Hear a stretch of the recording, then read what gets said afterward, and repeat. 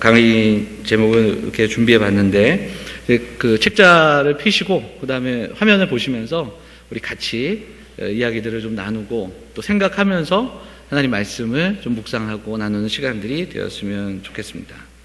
자, 한번 여러분들에게 여쭤보겠습니다. 여러분은 성경을 어떻게 읽으십니까? 내가 조금 왔다 갔다 해도 괜찮겠죠? 강의하는 태를 내야 되니까. 자, 이렇게 왔다 갔다 하면 이제 졸기도 어렵고. 자, 여러분 성경을 어떻게 읽으십니까? 차례차례 읽고 있으세요. 예, 좋습니다. 또 어떻게 읽으십니까? 성경을? 아마 큐티 하시는 분들도 계실 겁니다. 큐티 책자나 그 자료들을 이용해서 큐티를 하시는 분들도 계실 것이고, 성경을 필사하시는 분도 계실 거라고 생각이 듭니다. 그리고 이두저도 아니라 생각날 때마다 이렇게 펴서 읽으시는 분들도 계실 겁니다. 그날 느낌에 따라서 쫙 펴서 읽으시는 분들도 계실 줄 압니다. 굉장히 위험합니다. 예. 어느 분이 성경을 갑자기 쫙 펴서 읽었는데 어떤 구절이 나면 너는 태어나지 않았음이 좋을 뻔하였도다, 뭐 이런 구절이 그런 구절도 있어요, 진짜로. 그러니까 그건 조심해서 읽으셔야 되고요. 저는 이제 여러분들에게 성경을 읽을 때 통독을 성경 공부 시간에 여러 번 권했고, 통독 중에서도 성경이 66권인데 이걸 처음부터 끝까지 앉은 자리에서 읽어 내려갈 수는 없잖아요. 성경 각 권을 읽으시는 것을 추천했습니다, 여러 번.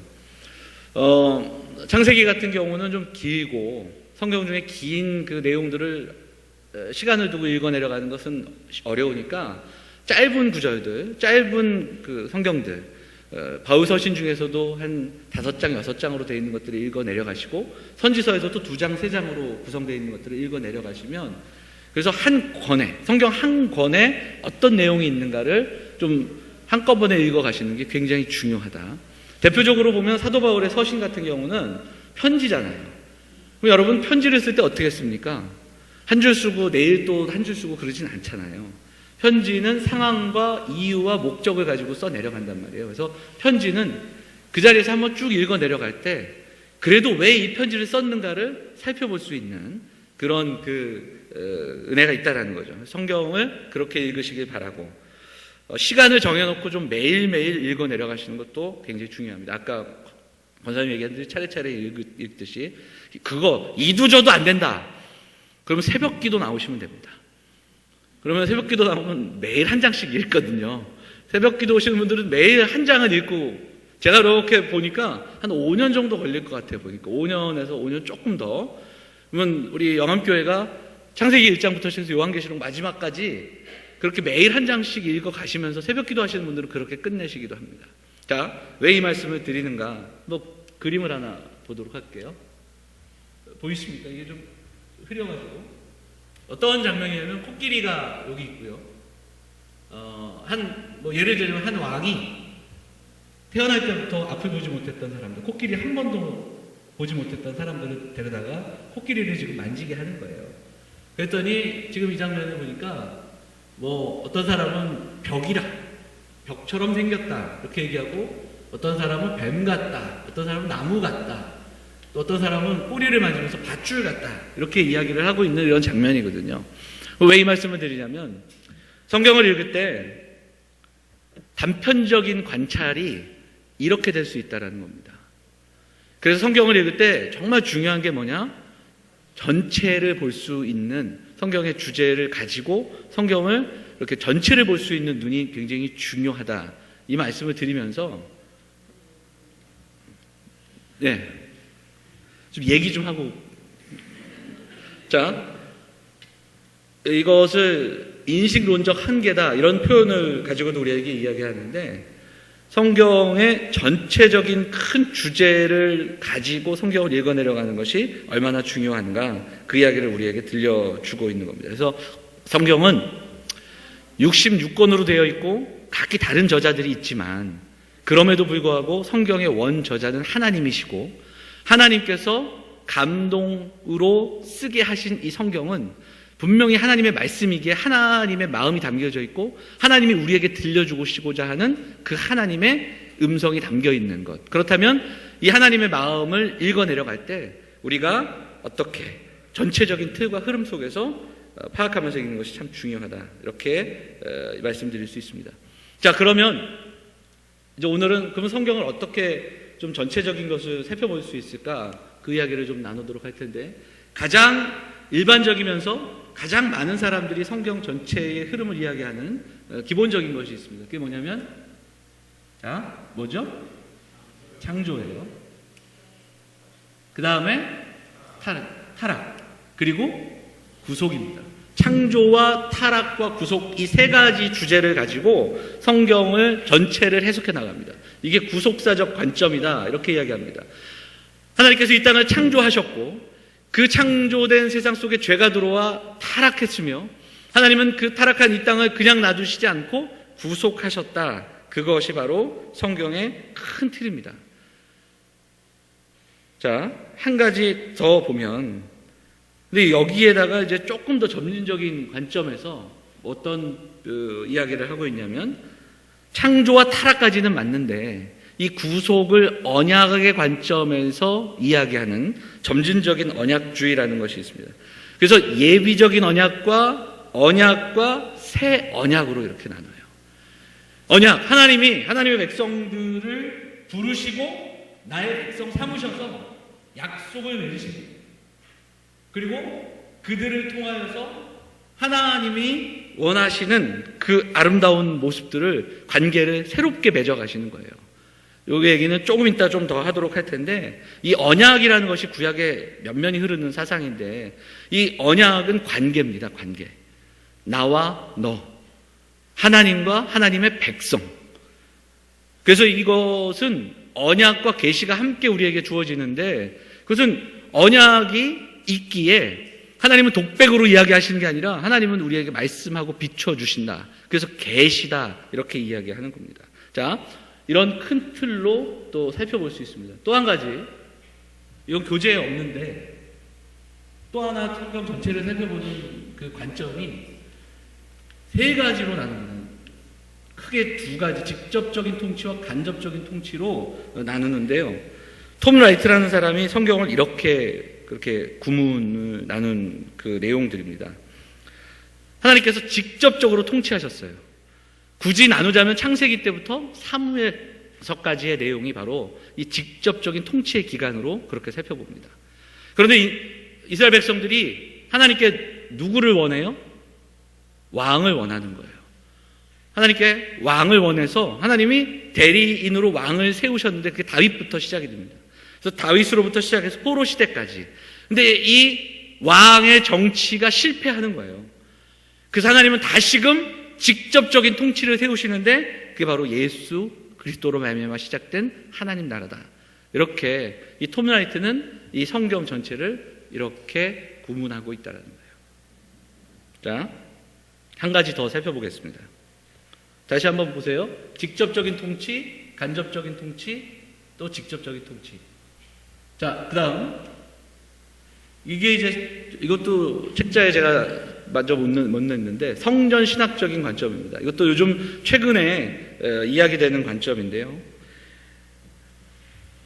하나님께서 이 땅을 창조하셨는데 그 창조된 에덴 동산을 성전으로 보는 거예요. 우주 성전. 하나님이 다스리시는 성전입니다. 우주 성전. 하나님의 성전으로서의 첫 하늘과 첫 땅의 이야기가 거기에 있고, 그런데 죄가 들어옴으로 그 우주 성전에서 쫓겨났어요. 그리고 이 땅 가운데 살아가는 사람들의 삶의 이야기가 나옵니다. 그런데 그들에게 하나님은 성막과 성전을 허락하심으로 하나님이 만나주시는 장소를 정해주셨다는 거예요. 그게 지상 성전입니다. 그래서 이스라엘 백성들의 성막과 성전이 지상 성전이에요.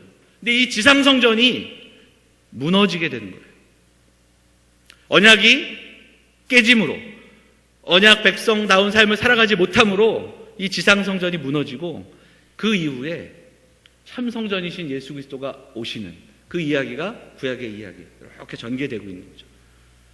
그 다음에 또 뭐가 들어서냐면, 뭐가 나와요? 지상 성전이에요. 근데 여기서의 지상 성전은 우리가 알고 있는, 우리가 생각하는 그 구약 성경의 성전과 건물이 아니라 예수 그리스도로 말미암아 이 땅 가운데 교회로 부름받은 하나님의 백성들입니다. 바로 우리 교회, 하나님의 백성. 그리고 다시 우주적인 성전, 그래서 새 하늘과 새 땅, 처음 땅과 처음 하늘 그 모양으로 회복시키시는 하나님의 재창조가 여기에 담겨 있다. 이렇게 말씀드릴 수 있어요. 이제 큰 어떤 구조들, 성경을 보는 몇 가지, 성경 전체를 읽을 때 우리가 살펴볼 수 있는 구조들입니다. 그런데 지금 몇 가지를 봤지만 공통적인 사항들이 있죠. 분모, 그 밑에 뭐가 있어요? 하나님 나라예요. 자, 앞에 봤던 창조와 타락과 구속에도 책에 보시면 그 밑에 하나님 나라의 시작과 하나님 나라의 완성이 있고요. 그리고 나서 또 이 점진적인 언약 중심으로 성경을 살펴보는, 하나님의 약속을 중심으로 살펴보는 것도 그 밑에 하나님 나라가 있고, 그리고 이 관점에도 하나님 나라가 있다라는 거예요. 자, 그럼 하나님 나라는 과연 무엇일까? 이제 그 이야기를 좀 살펴보도록 하겠습니다. 성경을 읽으시면 하나님 나라라는 이야기가 여러 번 나오는데, 복음서, 마태복음, 마가복음, 누가복음 세 가지를 여러분께 예를 들자면, 마태복음에는 하나님 나라라는 단어가 나오지 않아요. 마가복음과 누가복음에는 하나님의 나라, 하나님 나라가 여러 번 나옵니다. 근데 마태복음에는 하나님 나라가 나오지 않아요. 대신 다른 단어가 나와요. 어떤 단어가 나올까요? 천국이 나옵니다. 천국. 그러면 하나만 여쭤볼게요. 마태복음에서 얘기하는 천국과 마가복음과 누가복음에서 얘기하는 하나님 나라는 같을까요? 다를까요? 뭐라고요? 예? 같아요? 달라요? 예? 같은 것이죠. 그럼 왜 굳이 마태복음에서는 천국으로 이야기될까요?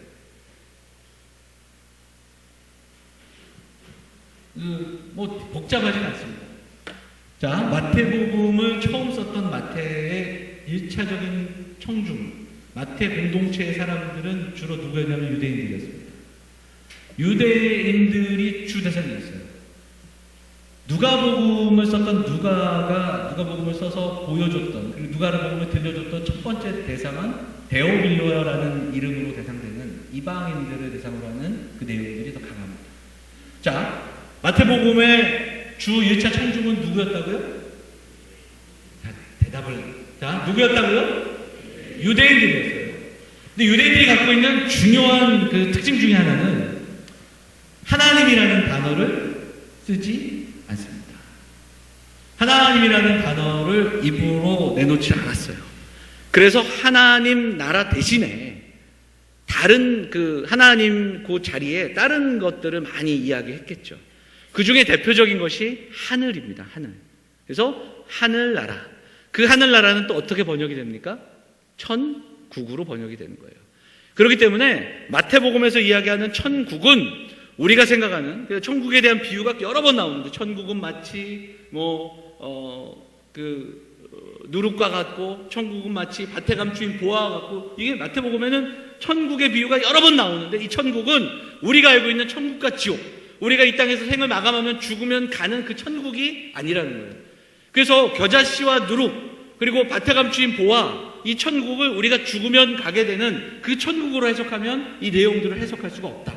그럼 여기서도 이 천국은 뭐냐? 바로 하나님 나라. 누가복음에서 이야기하는 하나님 나라와도 같은 맥락의 이야기다. 이렇게 살펴볼 수 있습니다. 자, 또 마태복음과 누가복음, 마가복음의 차이가 이렇다면 서신서, 신약성경에 나오는 사도 바울의 서신서를 비롯한 이 서신서들의 내용은 하나님 나라라는 단어가 많이 나오지 않습니다. 거의 없어요. 서신서의 가장 반복되는 내용은 뭡니까? 사도 바울이 계속해서 자랑하고, 사도 바울이 계속해서 가르치고, 계속해서 이야기했던 것은 십자가와 부활이에요. 그러면 예수님께서는 천국이 가까웠다, 하나님 나라가 여기에 있다, 하나님 나라가 너희 중에 있다, 이렇게 계속 하나님 나라를 가르치셨는데, 왜 사도 바울과 제자들은 하나님 나라를 이야기하지 않고 오직 십자가와 부활만을 이야기했을까요? 이것도 다른 의미라기보단 바로 그 예수 그리스도를 통해서 이 땅에 시작된, 다시 임한 그 하나님 나라가 궁극적으로 십자가와 부활을 통해서 선포되고 그리고 완성되는 그것을 우리 사도들은 더 강조하고 있음을 우리는 좀 보게 됩니다. 그래서 차이는 있을지라도 결국에는 예수님의 가르침, 그리고 구약에 근거해서, 그리고 결국은 하나님 나라가 지향하고 있는 그 내용들과 별로 다르지 않다. 우리가 그렇게 살펴볼 수 있다. 이렇게 보게 됩니다. 그러면 또 한 가지, 구약에서는 하나님 나라가 있을까요? 없을까요? 나올까요? 안 나올까요? 하나님 나라라는 단어가. 구약 성경에도 하나님 나라라는 그 구절들은 우리가 만나기 쉽지 않습니다. 오히려 구약 성경에서는 어떤 구절로 우리에게 이야기가 되냐면, 우리 시편 97편 1절 같이 한번 읽어보겠습니다. 같이 읽어볼까요? 시작. 땅은 즐거워하며 허다한 성은 기뻐할지어다. 여기에서도 어떤 표현이냐면 다스리시나니. 그래서 여호와의 다스리심, 이것이 하나님 나라와 동일한 의미로 여러 번 이야기되고 있다. 그래서 결국에는 하나님의 다스리심이 하나님 나라에서는 가장 중요한 포인트로 우리에게 다가옵니다. 자, 그 아이들 사회 책에 보면 국가의 3요소가 있는데 그 세 가지가 뭐냐면 국민과 땅과 주권이에요. 근데 여기서 이 주권이 뭐냐면 통치입니다. 통치. 국민과 땅과 통치. 그래서 여기서 성경에서 정말 중요한 포인트로 이야기되고 있는 하나님 나라, 국민도 필요하고 땅도 필요해요. 그래서 아브라함에게 약속하신 그 약속에는 이 모든 것들이 다 담겨 있거든요. 그런데 중요한 것은 뭐냐면 이 통치에 포커스가 맞춰져 있다. 우리가 좀 살펴볼 수 있습니다.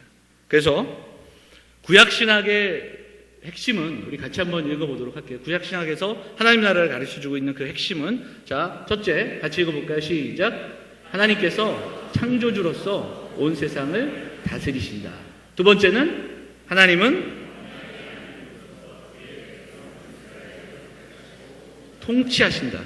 다스리시고 통치하심, 이것이 구약 성경을 통해서 우리에게 들려주는 하나님 나라의 핵심이다. 이렇게 살펴볼 수 있습니다. 사실은 오늘 계속 이 이야기를 할 거예요. 하나님의 다스리심, 하나님의 통치. 그리고 이제 다음 주는 그 하나님의 통치받는 백성. 이제 그 이야기를 우리가 좀 하도록 하겠습니다. 구약 성경에서 이 하나님의 다스림을 이야기하기 전에 네 가지 전제가 있는데, 그게 바로 창조와 타락과 구속과 종말이에요.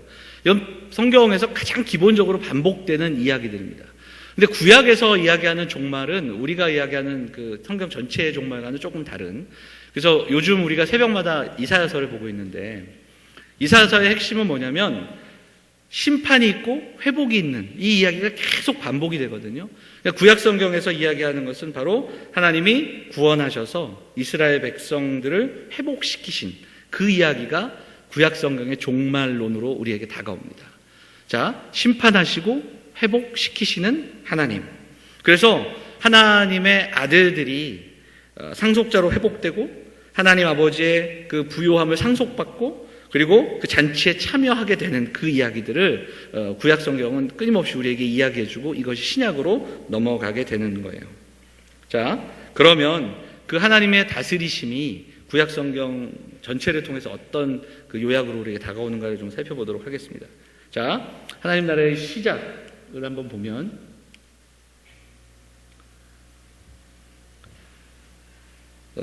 도표를 책자를 보시면 이 그 하나님 나라의 시작을 세 가지 정도로 요약할 수 있습니다.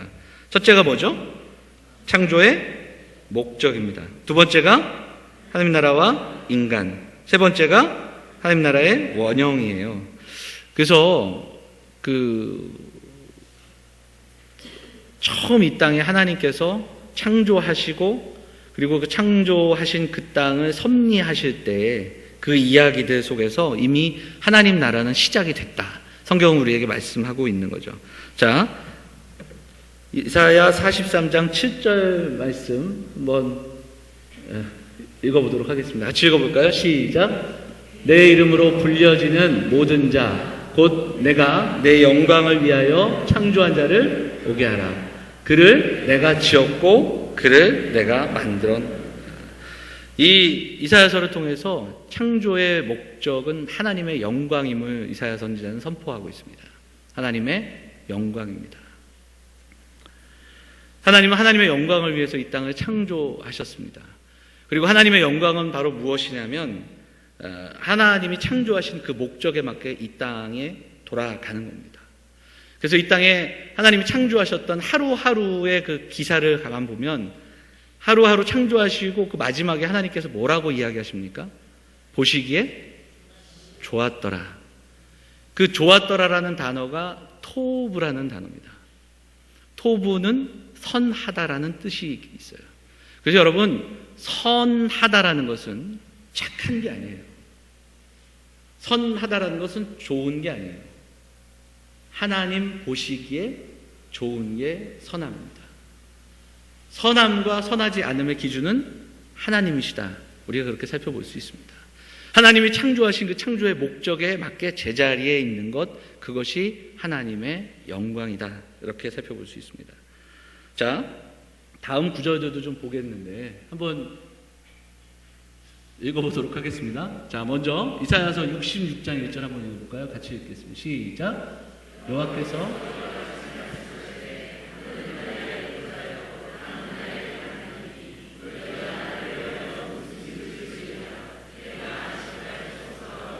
자, 두 번째도 시편도 읽어볼게요. 시작. 성전에 계시고 여호와의 보좌는 하늘에 있으며 그의 눈이 인생을 통촉하시고 그의 안목이 그들을 감찰하시도다. 이렇게 되어 있어요.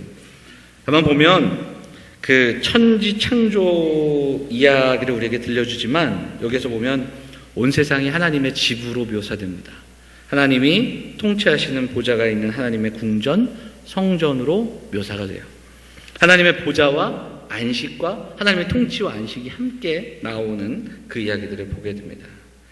성경을 보면 신명기에도 하나님께서 가나안 땅을 정복한 것을 하나님이 안식을 주셨다. 이렇게도 표현하고 마지막 때의 성도들이 참 안식을 얻는 것도 새 하늘과 새 땅, 통치의 개념과 같이 갑니다. 그러니까 제가 드리고 싶은 말씀은 안식은 6일 일하고 하루 쉬시는 게 아니라는 거예요. 안식은 하나님의 통치의 확인입니다.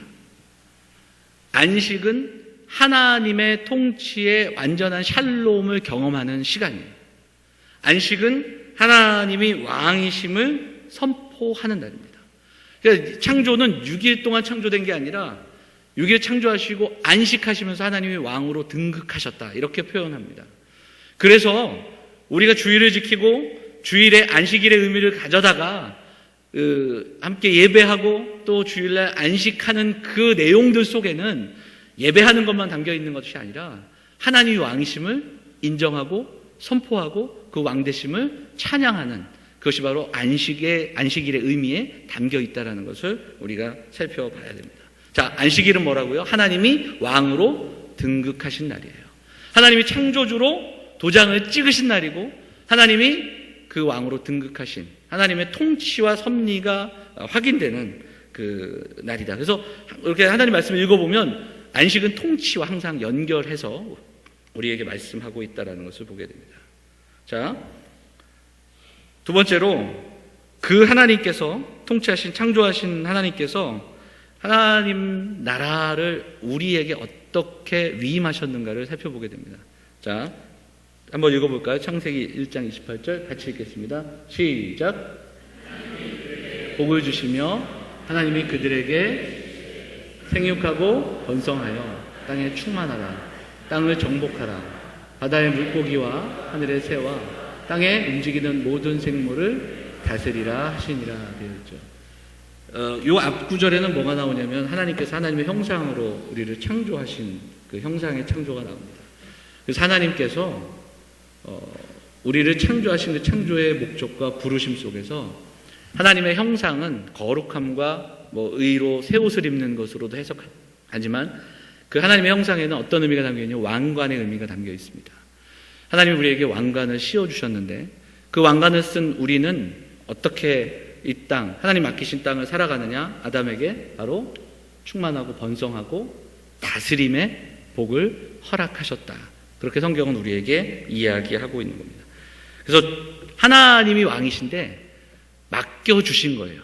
하나님이 왕이신데 통치의 권한을 위임하신 거예요. 그 창세기 2장에도 보면 에덴 동산에 사람을 두셔서 경작하고 지키게 하셨다. 그런 표현도 2장에 나옵니다.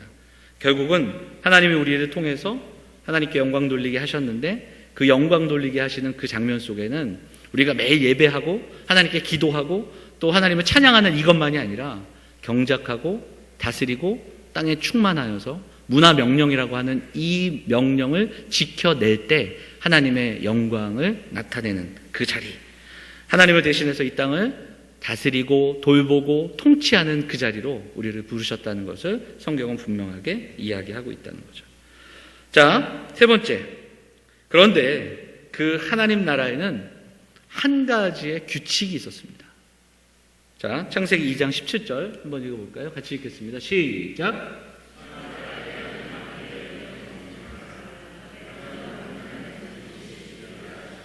네.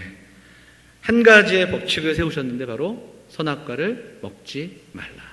지금 우리가 보고 있는 것은 창조와 타락과 구속의 이야기를 따라가고 있는 겁니다. 왜 선악과를 먹지 말라고 하셨을까요?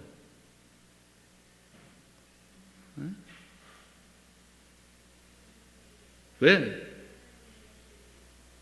뭐라고요?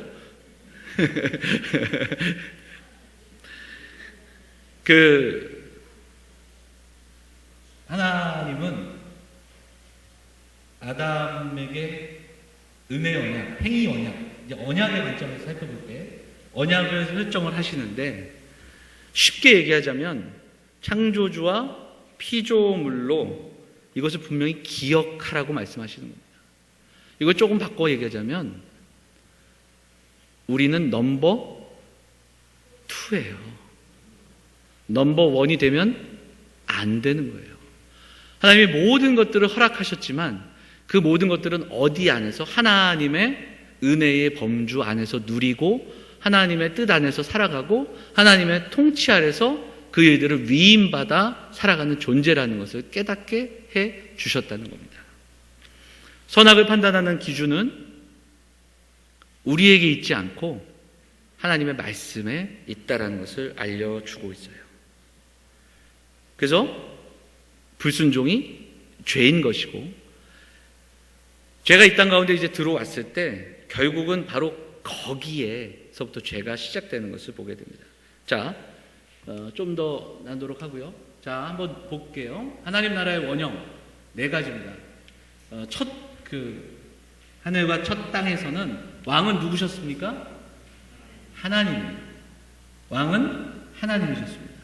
그럼 백성은 누구예요? 아담과 하와였습니다. 그러면 그들이 살아가는 땅은 어디였어요? 에덴 동산이었습니다. 그들에게 주신 법이 있었어요. 법칙이 하나 있었는데 그게 뭡니까? 선악과를 먹지 말라는 거였습니다. 너무 쉽죠? 예? 아니 뭐 이런 걸 하냐? 표정이 몇몇 분은 야 뭐 이런 걸 하고 앉아 있어 뭐 이런 건데요. 예. 자, 그 다음에 이 하나님 나라가 시작이 됐는데 그 다음 장면이 어떤 장면으로 넘어가냐면 하나님 나라가 파괴되는 장면으로 넘어갑니다.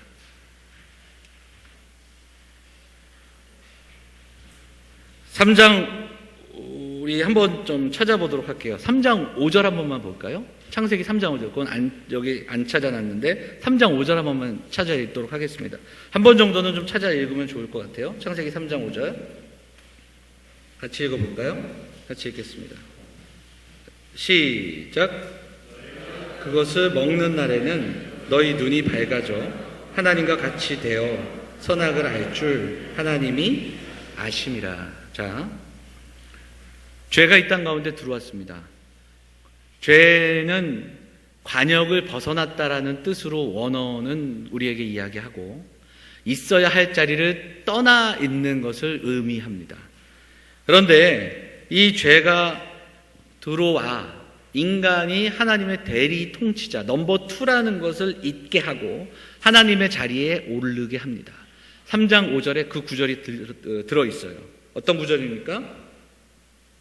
읽으셨죠? 너희 눈이 밝아져 누구와 같이?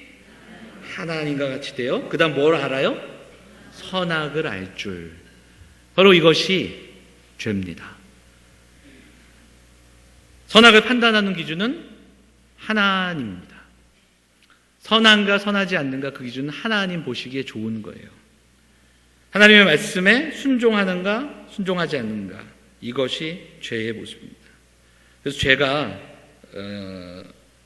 들어와 하나님의 통치의 자리가 아니라 사단이 지배하는 자리로 나아가게 되는 겁니다.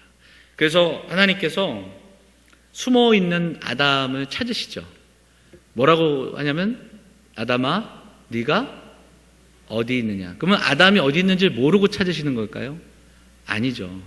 네가 지금 왜 거기에 있느냐 이렇게 번역하는 것이 오히려 그 뜻이 맞을 겁니다. 그래서 죄의 상태가 되고 그 다음에 의로움이 사라지고 전적으로 부패하게 된 겁니다. 전적으로 부패했다라는 것은 칼빈의 표현대로라면 죄를 안 짓는 것이 불가능한 상태입니다. 죄를 짓지 않는 것이 불가능한 상태로 되어버린 것이 우리의 모습이다. 거룩함을 살펴볼 수 없다. 이렇게 죄가 우리 가운데 들어왔습니다. 자, 그 다음에 그 에덴 동산에서 쫓겨나 인류의 역사가 시작이 되는데 두 번째 보면 죄의 확장이라고 제가 적어놨는데 이 실패의 역사. 이것은 뭐냐면 아브라함의 이야기가 시작되기 전까지 두 가지의 사건이 더 있습니다. 뭘까요? 한번 기억해 보세요. 죄의 확장. 가인과 아벨 넘어서서 살인이 있었고 그 다음에 노아의 시대를 성경은 우리에게 이야기합니다. 하나님이 진노하시고 다 쓸어버리고자 했던 시대, 죄악이 관영했던 시대의 이야기가 나옵니다. 그게 바로 노아 시대. 그 다음에 한 번 더 그 죄악이 확장되는 그 내용들이 나오죠. 어느 장면일까요? 바벨 탑 사건이 나옵니다. 그래서 죄가 얼마나 이 땅 가운데 관영해지는가, 그 죄의 확장이 소개되는 내용들이 나오죠. 자, 그 다음에 하나님께서 새로운 계획들, 한 사람을 부르셔서 하나님 나라 이야기를 새롭게 써 내려가십니다. 그게 누구냐? 바로 아브라함입니다. 아브라함의 자손을 통해서 아까 말씀드렸던 하나님 나라의 백성, 하나님 나라 땅, 그리고 하나님의 통치, 이 모든 것들을 이루어 가시는 하나님의 계획이 담겨 있는 것을 보게 됩니다. 자, 창세기 12장 1절, 2절 한번 읽어볼까요? 같이 읽겠습니다. 시작. 너는 너의 고향과 친척과 아버지의 집을 떠나 내가 내게 보여줄 땅으로 가라. 내가 너로 큰 민족을 이루고 내게 복을 주어 내 이름을 창대하게 하리니 복이 될지라. 이렇게 되어 있습니다. 여기에 다 담겨 있어요. 땅이 있고요. 그리고 큰 민족이 있습니다. 그래서 하나님 나라를 이루는 그 기초적인 구조 요소가 여기에 다 담겨 있는 것을 보게 됩니다. 자, 13장은 한번 찾아보시고 15장 한번 읽어보도록 할게요. 같이 읽어볼까요? 시작. 밖으로 나가 이르시되 하늘을 우러 무엇 별을 셀 수 있나 보라. 또 그에게 이르시되 내 자손이 이와 같으리라. 이렇게 말씀하십니다. 그래서 아브라함에게 하나님의 백성, 그 자손들이 땅을 그리고 자손을 이루고 그리고 하나님 나라가 확장될 것을 약속해 주시는 장면, 새로운 시작이 이제 창세기 12장부터 우리에게 소개되고 있는 겁니다. 그리고 15장 6절은 아브라함의 반응이 나옵니다. 자, 같이 한번 읽어볼까요? 같이 시작. 아브라함이 여호와를 믿으니 여호와께서 이를 그의 의로 여기시고. 그래서 아브라함의 이야기를 할 때 사도 바울은 항상 이 15장에서 아브라함의 이야기를 시작합니다. 하나님의 약속을 어떻게 했어요? 믿으니. 아브라함이 행위로 그가 살아온 날의 삶의 모습들로 하나님 앞에 의롭다 여김을 받은 것이 아니라 하나님의 약속을 믿고 그 믿으니 의로 여겨주신 것, 그것을 성경은 우리에게 말씀하고 있다는 겁니다. 그래서 여러분들 잘 아는 찬송들처럼 하나님 나라는 돈으로도 못 가요. 또 뭐죠? 힘으로도 못 가요. 어떻게 하면 갈 수 있습니까? 거듭나면 믿음으로 가는 나라가 하나님 나라다. 이렇게 정리할 수 있겠죠. 그 믿음은 세 가지로 구체적으로 조금 더 우리가 설명이 되는데, 믿음은 처음에는 회개, 죄로부터의 회개입니다. 돌이킴. 그리고 믿음은 하나님 나라를 향해서 들어가는 겁니다. 그리고 그 다음에는 이 믿음은 무엇으로 이어지는가? 순종으로 이어져야 하는, 회개와 믿음과 순종의 삶이 우리에게 요구되고 있다. 이렇게 정리해 볼 수 있습니다.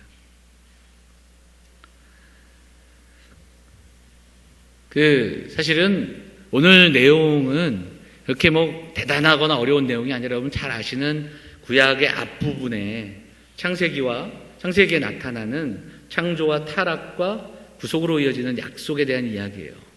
제가 아까도 말씀드렸지만 하나님 나라의 이야기 중에서 오늘 핵심은 하나님의 다스리심입니다. 그러면 하나님의 다스리심은 어떻게 이 땅 가운데 이어지냐면 창조와 섭리로 하나님은 이 땅을 다스리십니다. 뭐랑 뭐요? 창조와 섭리예요. 그래서 아까 그냥 지나갔는데 그걸 뭐라고 표현하냐면 하나님의 통치가 창조와 섭리로 나타나는데 그것을 뭐라고 표현하냐면 경륜이라는 단어로 표현을 해요. 경륜. 하나님의 경륜. 자, 경륜이라는 단어 들어보셨어요? 아까도 얘기했지만 창조, 타락, 구속 이 세 가지도 경륜이에요. 하나님의 경륜. 그 하나님의 경륜을 여러분 어떻게 설명할 거예요? 여러분 하나님의 경륜을 어떻게 설명할 수 있을까요? 하나님의 경륜하면 뭐가 떠오르세요? 자전거가 떠오르시나요? 자전거? 경륜. 사실은 되게 어렵죠. 사실은 이 신학의 용어들이요, 좀 법정 용어들이 많고 남성적인 용어가 굉장히 많습니다. 그래서 이 경륜이라고는 하는데, 하나님의 구원의 경륜 속에 우리가 살아갑니다. 하나님의 통치 속에 살아갑니다. 이러는데 사실 그게 빡 와닿지는 않는다는 거죠. 이 하나님의 경륜이 단어가 오이코노미아라는 단어더라고요. 이게 이제 어떤 분석으로 나누면 오이코스와 노모스로 나뉩니다. 이 오이코스는 집이라는 뜻이에요. 집, 가족. 그리고 노모스는 법, 꾸리다, 운영하다. 이렇게 씁니다. 그래서 이 경륜을 설명하는 수많은 이야기와 책 중에 이 오이코노미아 이 단어로 설명하시는 책의 내용 중에 있어서 그 단어가 여러분들에게 좀 쉽게 와닿을 거예요. 그러니까 가정을 꾸려나가다. 이게 어떤 단어가 있을까요? 하나님의 섭리, 하나님이 이 땅을 섭리하시고 통치하셔요. 근데 통치라는 걸 생각하면 보좌에 앉으셔서 우리를 지켜보시다가 엄하게 꾸중하시고 책망하시는 그 통치를 생각할 수 있어요. 경륜이라는 단어도 지금까지 우리가 하나님 나라, 하나님께서 통치하시고 우리를 다스리신다 이야기했지만 좀 멀게만 느껴지는 그 단어거든요. 근데 이 경륜이라는 단어를 오이코노미아, 집을 다스리고 집을 꾸려나가다 이렇게 이야기할 수 있다는 거죠. 어떤 단어냐면 예를 들자면 이런 거예요. 어머니들, 저희 집 같은 경우에 제가 중학교 가기 전까지 아주 부유한 환경 속에서 아주 사랑받으며 잘 자랐습니다.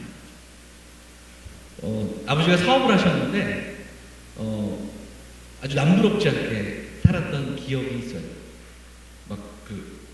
운전기사 분도 있었고 그래요. 근데 중학교 갈 때 어느 날 이사를 간대요, 갑자기. 근데 이사를 가는데 어디로 가냐면 이모네 집 지하로 저희 집이 들어가는 거예요. 이런 날벼락이 있어요, 이런. 그래서 거기서 한 1년 정도를 살았던 그래서 그 청소년이 가장 예민할 때 아주 그 질풍노도의 시기가 전 그때부터 시작되지 않았나 이제 그런 생각을 하는 그때 저희 집에서는 어머니가 팔을 걷어붙이시고 그럼에도 불구하고 아버지가 사업하시던 게 이제 뭐 흔히 말하는 쫄딱 망한 거잖아요. 그런데 그 아들 둘의 학교 다니거나 옷을 입거나 또 생활하는데 어려움이 없게 팔을 걷어붙이시고 어머니가 참 집안을 꾸려나가셨어요. 어머님께서 그렇게 해주셨기에 대학도 갈 수 있었고 또 그 시기에 또 그런 좀 힘든 시기들을 거쳤지만 우리가 좀 잘 이겨낼 수 있었다 그런 생각을 해보는데 이 그 교수님 책에서 이걸 어떻게 번역하냐면 경륜을 살림살이라고 번역해요. 살림살. 저는 이 번역이 굉장히 기가 막힌 번역이라고 생각이 들어요. 하나님께서 저와 여러분의 삶 속에 하나님이 우리를 다스리셔요. 우리는 하나님 나라를 살아가고 있다니까요. 하나님의 다스림 속에, 하나님의 통치 속에 살아가요. 근데 그 통치가 저 먼 곳에서 보좌에서 저 멀리 앉으셔가지고 망치 두드리시면서 우리를 통치하시거나 우리를 다스리시는 그런 다스리심이 아니라 어머니가 가족들의 형편을, 상황을 다 체크하고 알면서 참 작지만 이 정도의 부분들, 이런 우리 모습들을 보면서 그것을 꾸려나가고 돌보아주고 또 옷이 찢어지면 꼬매주고 그러면서도 불구하고 그 아들들, 자녀들을 챙기는 그 어머니의 모습이 하나님의 경륜의 살림살이. 저는 이 그 번역이 너무너무 기가 막힌 번역이다 그렇게 생각됩니다. 여러분 우리가 하나님 나라를 살아가고 있어요. 하나님 나라의 통치 속에 우리가 살아가고 있습니다. 그런데 이것은 그저 그 먼 곳에서 우리를 바라보시며 꽝꽝꽝 도장 찍으시고 그리고 이렇게 선포하시고 이런 것이 아니라 하나님은 여전히 우리의 삶 가운데 우리를 하나님의 그 살림살이 속에서 우리를 챙기시고 우리를 돌보시고 우리를 먹이시고 입히신다라는 거예요. 여러분 이게 우리에게는 감사이고 감격이 돼야 됩니다. 그래서 하나님께서 지으신 이 집을 꾸려나가고 계시는 겁니다. 때로는 우리가 예기치 못하는 상황들 속에서 어려움도 있고 기대함이 있어도 그 기대함들이 채워지지 않을 수 있지만 하나님은 여전히 우리를 다스리시고 통치하신다. 어떻게 해요? 살림살이 하시듯이. 이것이 오늘 우리가 좀 기억해야 할 하나님의 다스리심입니다. 자, 그 소요리 문답에 보면 이렇게 이야기해요. 하나님의 섭리를 어떻게 표현하냐면 하나님의 섭리는 가장 거룩하고 지혜롭고 권능 있게 창조물과 그 행동을 보존하시고 통치하십니다. 이렇게 이야기하거든요. 자, 세 가지가 나와요. 가장 거룩하고 지혜롭고 권능 있게. 그러니까 하나님이 우리보다 조금 나은 분이 아니잖아요. 가장 지혜롭고 가장 거룩하고 가장 권능 있게 우리를 다스려 주고 계시다. 하나님의 작정과 섭리는 바로 그 틀 안에서 우리가 이해해야 됩니다. 인생을 살아가면서 희비가 있습니다. 어렵고 힘들 때가 있고 또 곡선이 있습니다. 그럼에도 불구하고 우리는 하나님의 다스림 속에 살아간다. 하나님의 섭리 가운데 있다는 걸 잊지 말아야 됩니다. 그렇게 되면 그것을 믿는다면 일희할 때 즐거울 때 교만하지 않습니다. 승승장구 앞에서 교만하지 않을 수 있는 힘이 됩니다. 슬플 때 주저앉고 포기하지 않는 힘이 될 수 있다는 거죠. 저는 이 하나님 나라에 대한 이야기들을 책들을 읽고 여러 번 우리 성도들과 나누는데 이 하나님 나라는 사실 이미 시작됐지만 아직 완성되지 않은 나라다. 여러 번 말씀을 드렸습니다. 그래서 우리의 삶은 이미와 아직 사이에서 살아가고 있기 때문에 때로는 교회 안에서도 상처 입을 수 있고요. 때로는 지금 한국 교회나 교회의 모습들 속에서도 때로는 실망하고 넘어질 수도 있다라는 거예요. 그러나 하나님 나라 그 이야기를 살아가고 있는 것을 우리가 믿고 믿음으로 그리고 순종하며 살아간다면 결국은 삶의 모든 자리에서 그러니까 주일날 여기 와가지고 예배하고 또 수요일날 시간을 떼내어 이렇게 와서 하나님 말씀 같이 나누고 그리고 시간 정해놓고 또 교회 와서 하는 이것만이 하나님 나라의 이야기가 아니라 결국은 우리가 살아가고 있는 삶의 모든 삶의 현장 자체가 모든 국면에서 이 하나님의 통치, 하나님의 다스림 속으로 들어가고 하나님이 우리를 하나님의 살림살이 속에서 이끄신다는 것을 분명히 믿고 살아야 한다는 것을 오늘 좀 우리가 좀 기억했으면 좋겠습니다. 성경 구절 암송하고 또 교회 안에서 봉사하고 직분 맡아서 주어진 일들 감당하고 또 뭐가 있을까요?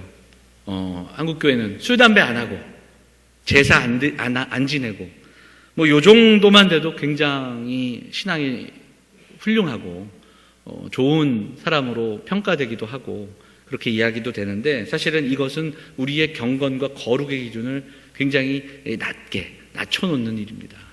우리의 경건과 우리의 거룩의 기준이 높여져야 합니다. 그래서 지금 우리가 믿는다고 하지만 하나님보다 더 사랑하고 있는 가치관들,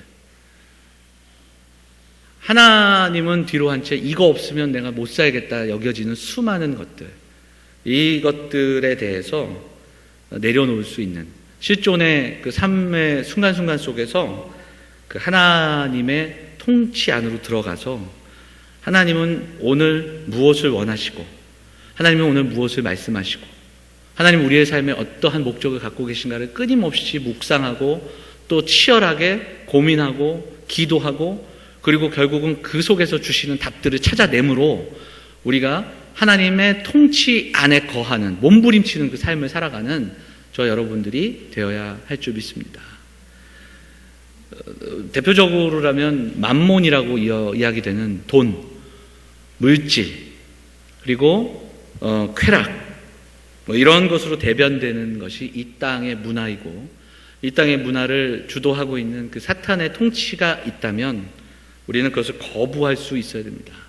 그리고 하나님의 통치 안으로 말씀이 이야기하는 그 안으로 하나님이 오늘 가르쳐 주시는 그 곳 안으로 들어가서 그 다스림 속에서 하나님의 왕이심을 선포하면서 참된 안식, 참된 샬롬을 경험하며 살아갈 수 있는 저와 여러분이 되어야 할 줄 믿습니다. 이것이 하나님 나라가 우리에게 주는 비밀이기도 하고 또 우리가 다짐하고 결단해야 되는 그러한 고백이기도 합니다. 우리는 오늘도 하나님 나라를 살아가는 거예요. 그럼에도 불구하고 여전히 우리는 세상의 소리와 세상의 가치에 길들여져서 하나님의 통치를 거부한 채 우리의 마음 깊은 곳에서 이미 시작된 양심의 두드림조차도 우리는 듣지 않고 오히려 신앙은 양심이 아니라 어떤 신비로운 경험, 신비로운 어떤 응답, 그리고 신비로운 어떤 순간으로 들어가는 그런 것으로 여겨지면서 우리가 그렇게 신앙생활하고 있지 않은가. 우리가 좀 돌아보면서 우리는 지금 하나님 나라를 살아가고 있는가? 하나님의 통치 안에 살아가고 있는가? 우리는 하나님의 다스리심을 인정하면서 내 삶의 왕은, 내 삶의 주인은 하나님 그분이신가를 날마다 점검하며 살아가야 할 것입니다. 자, 오늘 우리가 좀 기본적인 이야기들을 나눴는데요. 오늘은 하나님의 통치, 하나님의 경륜, 그리고 하나님의 섭리에 대한 이야기를 중심으로 하나님 나라에 대한 이야기를 나눴습니다. 자, 몇 가지만 정리를 할게요. 성경을 읽어 나갈 때 굉장히 중요한 주제들이 있습니다. 성경 전체를 보면서 성경을 읽어 나가시는 것이 참 중요합니다. 창조와 타락과 구속이라는 큰 틀을 통해서 구속사적으로 성경을 읽어 내려가는 것이 중요한데요. 그런데 언약적인 관점에서 보는 것이 있습니다. 그래서 창조와 타락, 그리고 예비적 언약, 그리고 새 언약, 이렇게 성경을 풀어나가는 관점이 있고요. 하나님의 직접적인 통치와 간접적인 통치, 직접적인 통치로 성경을 요약하는 내용도 있습니다.